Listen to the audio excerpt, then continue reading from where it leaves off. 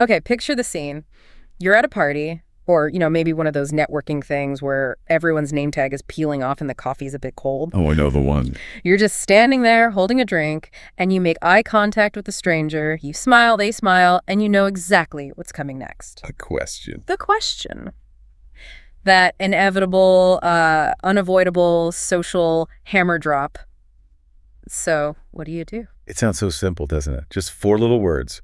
But for English learners, and I mean, let's be honest, for a lot of native speakers too, that moment is just pure panic. Oh, 100%. It's like a mini identity crisis on the spot. You suddenly have to sum up your entire professional life, your value, your whole day in one perfect sentence. And if you mess up a preposition, you feel like you've completely failed. Exactly. It feels so high stakes. And that is precisely why I'm so excited about today's deep dive. We're not just, talking about grammar rules today. Now, we're looking at this amazing, really comprehensive 3-part series from the channel Daily English Dive. It's hosted by Sophie and Jack. Yes, Daily English Dive. And they really unpack this whole topic. The series is called Talking About Your Job, which, sounds basic. Mm-hmm. But as we went through it, I realized it's actually a masterclass in professional confidence. I totally agree. They turn what could be a really dry vocabulary list into a guide on how to be I think they call it a global citizen. They cover the mechanics, sure, but they also get into the psychology of it all. So our mission today is to break down their series for you, all 3 parts, and give you a kind of cheat sheet. We want to take you from that moment of panic to a place where you actually maybe look forward to answering the question. Right. Whether you're a CEO, a student, or, between things, right now, there's a tool in here for you. Okay, so let's start right where they did, at the very beginning. Part 1 opens with this piece of cultural context that I found so interesting. Oh, the social identity part. Exactly. Yeah. Sophie points out that in Western cultures, especially the US and the UK, your work is treated as your social identity. And this is such a huge concept to get your head around. Because in some cultures, asking about work right away it's just rude. Yeah, or boring. Right. But Sophie explains that in the English-speaking world, what do you do isn't really an interrogation about your money. It's a search for a connection point. It's the engine of the conversation. Right. If I say I'm a pilot, you ask me about travel. If I say I'm a chef... You're going to ask me about food. Exactly. It's an invitation to tell a story. But here's the first trap they identify. A lot of learners ask the question like this. What is your job? What is your job? I've heard that so many times. Is it? Is it wrong? It's not grammatically wrong, no, but tonally. It's a little aggressive. Sophie says it sounds like you're filling out a form for the government. Right. Or being stopped by the police. I can totally see that. Name, age, what is your job? It feels very clinical. Yeah, it puts you on the defensive. The native preference, and this is a really easy fix, is just what do you do? Or the slightly longer one, what do you do for a living? Right. It's softer. It sounds like you're actually interested in their life, not just their title. Okay, so once you're asked that, you need an answer. And Sophie and Jack give us what they call the golden formula. It's so simple. I'm a dog. Or I'm a job title. Deceptively simple. Right, because we have to stop here. This is where simple falls apart for so many people. The whole a versus and thing. Even Jack in the video admitted he messes it up sometimes. Oh, it's such a classic tell. Yeah. It's one of those little mistakes that just screams non-native speaker, even if your vocab is amazing. So what's the rule again? It's not about spelling, right? It's all about sound. You use a before a consonant sound. I'm a teacher. I'm a doctor. I'm a manager. But if the job starts with a vowel sound... It has to be an. I'm an engineer. I'm an accountant. I'm an artist. And the really big mistake is just dropping the article completely. Just saying, I am teacher. Oh, yeah. I am teacher. Which makes you sound like you are the one and only teacher in the entire world. Yeah. Exactly. Like you're the god of teaching. In English, you're a teacher. One of many. Okay, now here's a situation that always gives me, secondhand anxiety. What if you don't have a job right now? Jack asks about this. Right. Because saying I'm unemployed, it just feels so heavy. It's a conversation killer. It really is. It carries a lot of stigma. And it sounds so passive, like you're just sitting around. Sophie suggests what she calls professional rebranding. I love that term. Professional rebranding. So what's the phrase? Instead of unemployed, you say, I'm between jobs at the moment. Or, my favorite, I'm exploring new opportunities. Oh, I'm between jobs. I like that. It implies movement. It implies you left one thing and you're on your way to the next. Exactly. It protects your professional status in that conversation. And it's the same logic for students. Don't just say, I'm a student. That's a bit boring. Yeah, give them something to work with. I'm a student currently studying marketing. Give them a hook. Speaking of hooks, they listed a few industries: tech, medical, business. But there was one vocabulary trap they mentioned that I found honestly hilarious: the word copywriter. Ah, the copywriter trap. A classic false friend. Jack even admitted he thought a copywriter dealt with legal copyrights. I mean, it makes perfect sense. The words sound identical. They do. But Sophie had to clarify that a copywriter with a W is a creative job. They write the text for ads or websites. So not a lawyer. Definitely not a lawyer. Imagine saying you're a copywriter at a party and someone starts asking for legal advice about their startup. And you're just thinking, I write slogans for soap. That would be so awkward. So awkward. So lesson 1, know your title and what it actually means. Okay, so let's move into the logistics. You've stated your title. I'm a copywriter. Now the follow-up. Where do you work? And this is where the prepositions come to get us. At, in, for, with. It feels like a minefield, but they lay out a kind of preposition map that actually makes it a lot easier. You just group them by category. Okay, walk us through the map. So first, the company itself.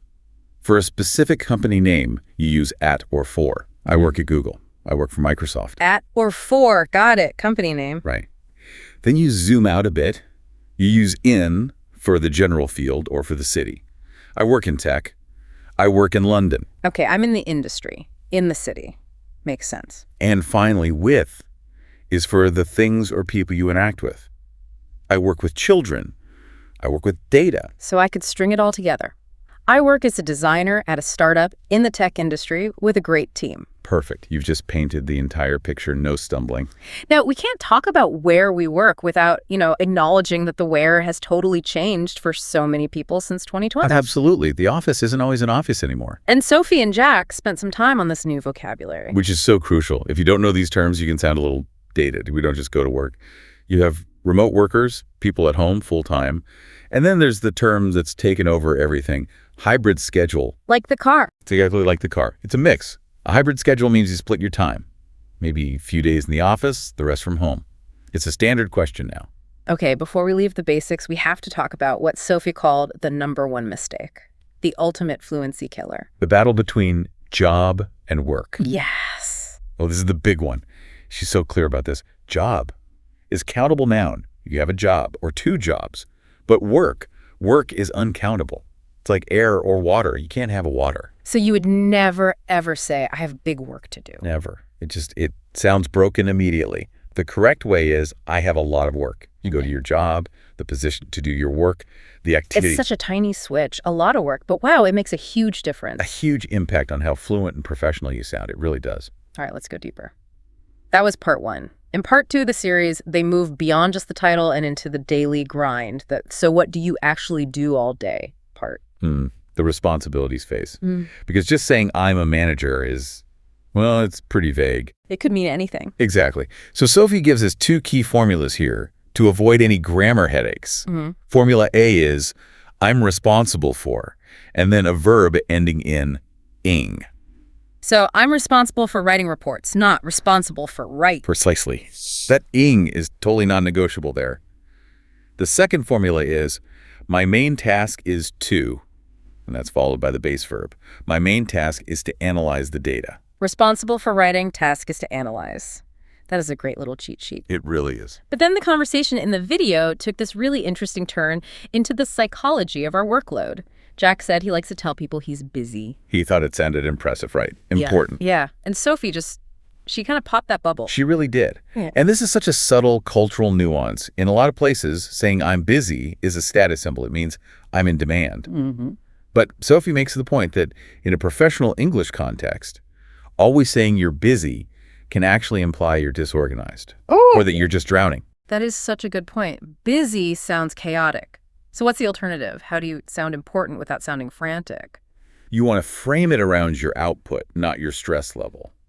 So instead of busy, maybe say you have a heavy workload. Or even better, just say, I've had a productive day. Productive. Oh, that sounds so much more in control. It does. Sophie brings up the idea of flow, that state where you're just focused and effective. You want to sound like you're in a state of flow, not a state of panic. And speaking of panic, we all have parts of our jobs we don't like. The commute, the coffee, maybe a difficult coworker. But you can't just say, I hate my commute at a networking event. No, that is what we'd call a career-limiting move. You never know who's listening. And this is where Sophie introduces soft language. It's all about emotional intelligence. Okay, so let's do this. If I want to complain about my long commute, what do I say using soft language? You say, I find the commute challenging.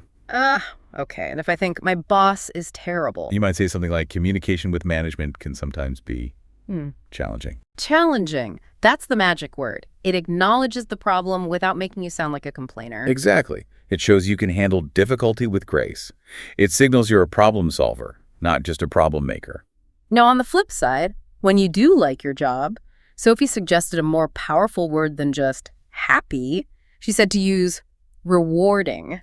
Rewarding is a fantastic word. It suggests a deeper sense of value. You hear it a lot in teaching or healthcare. Yeah. Working with patients is so rewarding. It has a depth that happy or fun just doesn't quite capture. It sounds more mature, more professional. And of course, you can also just be specific, right? You appreciate your colleagues or a flexible schedule. Yes. Specificity is always better. Don't just say it's good. Tell me why it's good.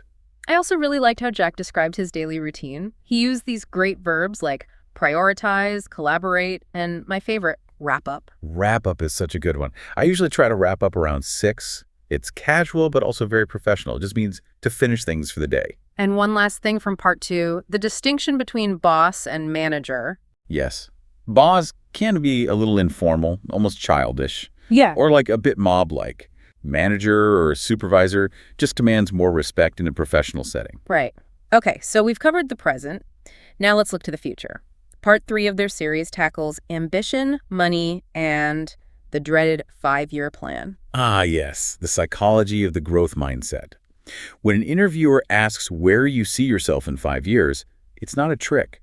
They just want to know you're thinking ahead. But that's so hard to answer in a second language. You don't want to sound arrogant, like I will be CEO, but I don't know. It sounds so lazy. So Sophie gives us some softer, more aspirational phrasing. You use, I hope to, or I'm working towards. Okay, so like, I hope to become a senior developer, or I'm working towards a management position. Exactly. Working towards is great. It shows you're being proactive right now. It's a plan, not just a dream. Okay, let's talk about the awkward one. Money. What's the real difference between a salary and a wage? They're quite different. A salary is usually a fixed amount of money you get paid every month or year for a professional job. It doesn't change if you work 40 hours or 45. And a wage? A wage is typically paid by the hour. It's more common for service jobs or part-time work. So you'd earn a salary as an accountant, but a wage as a barista. Correct. But, and this is a huge but, Sophie gives a major cultural warning here. In most English-speaking countries, you just do not ask, how much do you earn? It's so taboo, isn't it? It is considered incredibly rude. It's like asking someone their weight.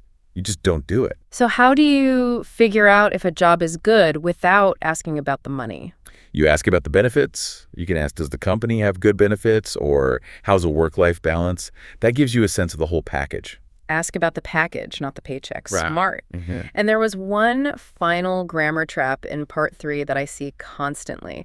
The difference between experience and experience. Oh, this is a classic. Experience is the noun. It's the thing you have. Experienced is the adjective. It's the thing you are. So you can't say, I am experienced in marketing. No, that's like saying I am knowledge. You Sure. should say I have experience in marketing, or I am an experienced marketer. It's just that little ed on the end. Yeah. But it's the difference between having the tool and being the expert. It's a huge difference. So let's try to wrap all this up.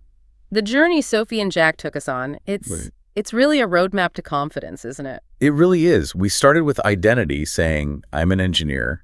Then we moved to the tasks, being responsible for doing something and trying to be productive, not just busy. We learned to soften our complaints using the word challenging and to make our praise more meaningful with rewarding. And then we looked ahead, using I hope to show ambition, all while knowing the difference between a salary and a wage. You know, Jack said something at the end of the series that really stuck with me. He said, mastering this language made him feel like a global citizen. I loved that moment because it proves what we said at the start. This is not just about grammar. It's about belonging. When you can articulate what you do and where you want to go, you are claiming your space in the professional world. And the tools are actually quite simple. You don't need fancy words. You just need the right formula. And I think The right attitude. That's the biggest takeaway for me. Your professional attitude is more important than perfect grammar. If you use soft language, if you rebrand yourself as between jobs, you sound confident. And confidence is what people remember. So, to everyone listening, here's the homework. The next time someone asks, what do you do? Don't panic. Take a breath. Remember that golden formula and tell them what you find rewarding about it. And maybe ask yourself in English where you hope to be in 5 years, even if it's just a whisper while you're making coffee. It's a start. It's a perfect start. That's all for this deep dive. A huge thank you to Sophie and Jack at Daily English Dive. Thanks for listening. Go get that rewarding new opportunity. Exactly. See you next time.